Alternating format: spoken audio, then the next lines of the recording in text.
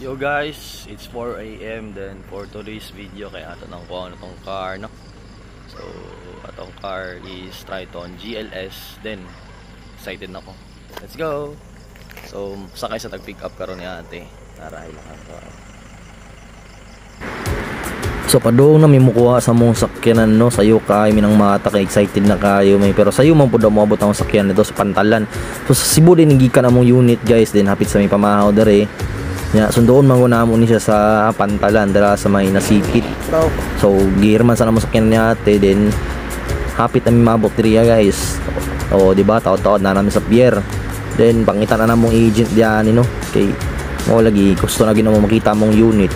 Then diari guys, nag-demo na siya noon sa mga features aning Triton GLS, no. Gipakita niyang exterior ug interior, dagan ko sa istorya guys. So sabtan naman po nato, no. Test drive dayon ta dra. So tara pa ulit na ta. Pero mo dili pa ako nang drive ani, sa unahan pa ako nang drive kay madlok og highway guys. First time lagi nato din ako na diri na. Dool naman ni sa mua. So ako ni drive, test drive na ako na dra. Goods kayo, then tanawan niyo ni guys. Oh, perte ka at soup. Orto, bye bye.